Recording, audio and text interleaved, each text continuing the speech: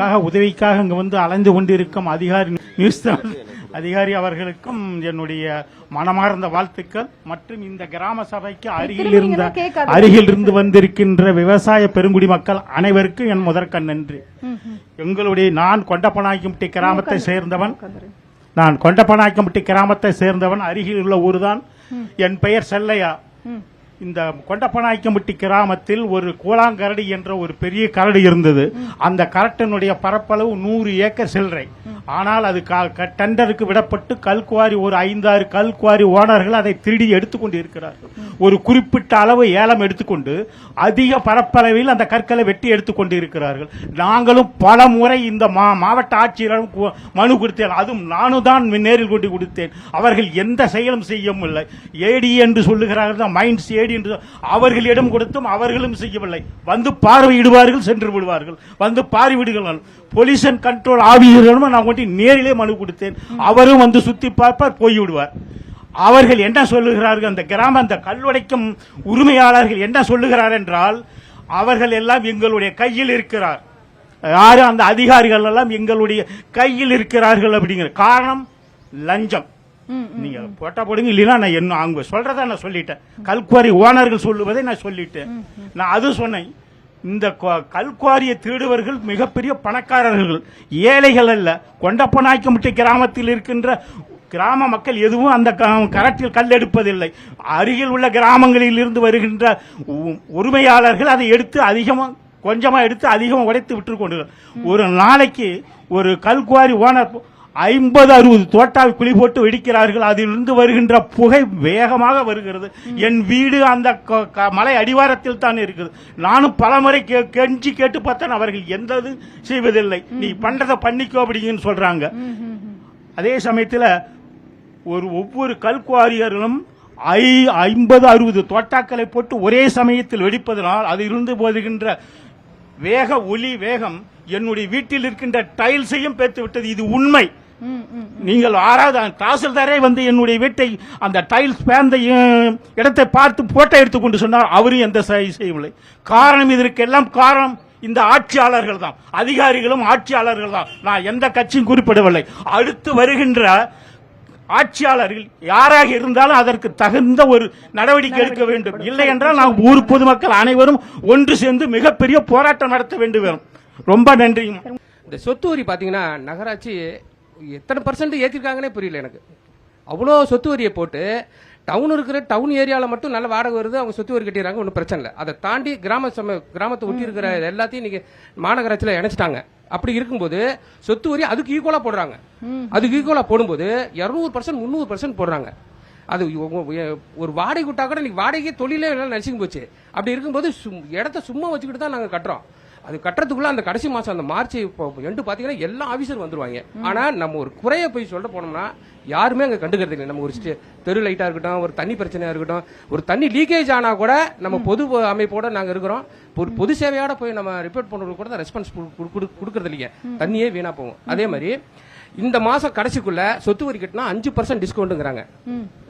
5% டிஸ்கவுண்ட்ங்கிறாங்க. எத்தனை பேர் கட்டுவாங்கன்னு நினைக்கிறீங்க? 90% கட்ட மாட்டாங்க. அந்த 10 பேர் அந்த ஆபீஸ் லெவல்ல இருக்கிறவங்க கட்டிடுவாங்க. மீதி 90% பேர் பாதிக்கப்படுறோம். அதுல அந்த சமயத்தில் நம்ம கடைசியில் போய் ஏப்பா அப்படி சொத்து வரி போடுறீங்க? அதுவும் இல்லாம பாத்தீங்கன்னா கடைசி எண்டில் போய் கட்டிங்கன்னா ஒரு நாளைக்கு 1% ஏத்துறாங்க. ஒரு நாளைக்கு 1% சொத்து வரி எல்லாத்துக்கும் தெரிஞ்சிருக்கும். 1% ஏத்துறாங்க. நம்ம அதை கேட்க போனோம்னா நீங்க முன்னாடி கட்டினா உங்களுக்கு 5% இருக்கிறாங்க. இப்போ லட்சக்கணக்கில் சொத்து வரி கட்டுறாங்க. இவங்க 5% ஒரு 5000 தான் இருக்கும். அந்த போன வருஷம் கட்டியிருப்பாரு எண்டில், இந்த வருஷம் ஃபர்ஸ்ட்ல இந்த மாசத்துக்குள்ளே கட்டணும்னா பெரிய சிரமம். அது இதை வந்து நகராட்சியும் ஆட்சியாளர்களும் இதை கடுமையா எங்களை வணிகர் சங்க சார்பாக இதை உண்மையா எதிர்க்கிறோம். அதே போல வருஷம் 6% ஏத்துறாங்க. இன்னைக்கு எல்லா கிராமத்திலுமே விவசாயிகளுக்கு முக்கியமான பிரச்சனை என்ன பயிர் பண்ணலாங்கிறதே இங்க பெரிய பிரச்சனையா இருக்கு. ஏன்னா எந்த பயிர் பண்ணாலுமே இந்த மயிலோட தொந்தரவு ரொம்ப அதிக அளவு இருக்குது. அது நாத்து பருவமா இருக்கட்டும், அறுவடை பருவமா இருக்கட்டும், எந்த பருவத்திலையும் வந்து அந்த மயில் வந்து அந்த பயிரை விடுறதே இல்லை. இந்த மயில்னால ஒரு பயிர் சேதம் ஆயிடுச்சுன்னு போய் நம்ம மாவட்ட நிர்வாகத்தை அணுகணும்னா அதுக்கு எந்த நடவடிக்கையும் இல்லை. இன்னைக்கு விவசாயிகளுக்கு மிகப்பெரிய பிரச்சனையே வந்து பயிரையே காப்பாற்ற முடியலைங்கிறது அந்த பிரச்சனை. நியூஸ் தமிழ் சேனலுக்கு வணக்கங்க. நான் முருகேசன். நான் பக்கத்து கிராமம் தான், ராசா கவுன்னூர். அங்கேருந்து வராங்க. என்னுடைய தொழில் வந்து கால்நடை வளர்ப்பு, விவசாயம். நம்ம பக்கத்தாண்டி வந்து கரடு வந்து முறைகேடாக செயல்பட்டுக்கிட்டு இருக்குது. அது வந்து நாங்கள் பல முறை வந்து ஆட்சியர்கிட்ட கொண்டு போய் மனு கொடுத்தோம், மீடியாவை கூப்பிட்டு கூட சொன்னோம். எந்த ஒரு நடவடிக்கையும் இல்லை. நாளுக்கு நாள் வந்து எனக்கு கிணத்துல இருக்கிற நிலத்தடி நீர் வந்து குறைஞ்சிக்கிட்டே போயிட்டு இருக்குது. அந்த இதில் வந்து ஆர்டிஐயில் வந்து தகவல் கேட்டாலும் அது முறையான தகவல் வந்து எங்களுக்கு சொல்கிறது இல்லைங்க. அது இல்லாமல் நாங்கள் வந்து ஒரு சின்ன ஒரு வெடி வச்சா கூட வந்து புகை வந்து அதிகமாக வந்து இது பண்ணி நுரையீரலாம் பாதிச்சுக்கிட்டு இருக்கு. நான் பல முறை சொல்லி எதுவுமே வந்து ஒரு ஆட்சியரோ அடுத்த கவர்மெண்ட் வந்தாலும் வந்து அதுக்கு வந்து முறையான நடவடிக்கை எடுக்க சொல்லணுங்க. எங்களுக்கு வந்து இது நாளுக்கு நாள் வந்து நிலத்தடி நீர் ரொம்ப கீழே போயிட்டு இருக்குதுங்க. அது சரியான வந்து ஒரு அதிகாரியெல்லாம் வந்து அப்பப்போ அப்போதைக்கு வந்து பார்க்குறாங்க, போகிறாங்க, வராங்க. அது வந்து சரியான முறையான வந்து ஒரு ஆக்ஷன் எடுக்கிறது இல்லை. இந்த நியூஸ் தமிழ் சேனல் மூலிமா நீங்கள் ஒரு இந்த கோரிக்கை நிறைவேற்றுங்கன்னு நான் நினைக்கிறேன். ரொம்ப நன்றி, வணக்கம். அனைவருக்கும் வணக்கம். இப்போ நாமக்கல்னா வந்து கோழி முட்டை, கோழி பண்ணை தான் அதிகம். இங்கே வந்து அதனால பொல்யூஷன் கண்ட்ரோல் அதிகமாகுது. எந்த அதிகாரிகிட்ட வந்து நாங்கள் மனு கொடுத்தாலும் எந்த நடவடிக்கையும் எடுக்கிறது இல்லை. இப்போ ஒரு கிராமத்தில் வந்து ஒரு கோழி பண்ணைனா அவர் மட்டும் தான் கோடீஸ்வரன் ஆக முடியும். மற்ற அத்தனை விவசாயிகளும் அங்கே இருக்கிற பொதுமக்களும் நோயால் பாதிக்கப்படுறாங்க. சுகாதார சீர்கேடு எடுத்து அதிகமாக வருது. அதாவது 2009 அரசாணை 122 வந்து இங்கே அமல்படுத்தவே இல்லை. இந்த கோழி பண்ணை சம்பந்தமாக தமிழ்நாடு கொண்டு வந்த சட்டத்தை வந்து எந்த ஒரு அதிகாரியும் அமல்படுத்துறதில்ல. கலெக்டரேட்டையும் நேரில் பேசுறதுக்கு இதுக்கு கோழி பண்ணை கண்ட்ரோல் பண்ணுறது சட்டமே இல்லைங்கிறாங்க. அப்புறம் அவங்க எதுக்காக இருக்கிறாங்கன்னு ஒன்றுமே புரியல. அதனால சீக்கிரமாக நடவடிக்கை எடுக்கணும். இங்கே இருக்கிற பொதுமக்களும் விவசாயியும் காப்பாற்றணும்.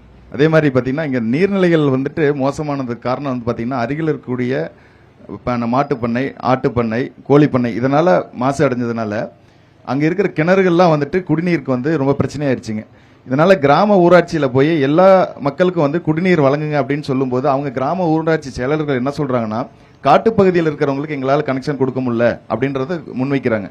வருகின்ற அரசாங்கம் எல்லா பகுதியில் இருக்கிற மக்களுக்கும் குடிநீர், அடிப்படை தேவையான குடிநீர் வந்து குழாய்கள் மூலியமா அமைத்து கொடுக்கணுங்கிறத உறுதிப்படுத்தணுங்கிறத நான் தெரிவிச்சுக்கிறேன். மேலும் மல்லசமுத்திர பகுதியில் மின்சாரத்துறை பார்த்தீங்கன்னா புதிய தொழில் நிறைய வளர்ந்துட்டு இருக்குது. அதில் வந்து வெல்டிங் பட்டறையெல்லாம் வச்சுட்டு இருக்காங்க. குறிப்பாக சூரியவண்டம்பாளையன்ற ஒரு ஏரியாவில் அந்த பகுதியில் தேவைக்கு அதிகமான லோடு கொடுக்கும்போது அங்கே இருக்கிற வீடுகள்லாம் வந்துட்டு டிம் ஆக ஆரம்பிக்குது. இந்த பிரச்சனையை அந்த பகுதியில் களையணுன்றதை என்னோட வேண்டுகோளை வைக்கிறேன்.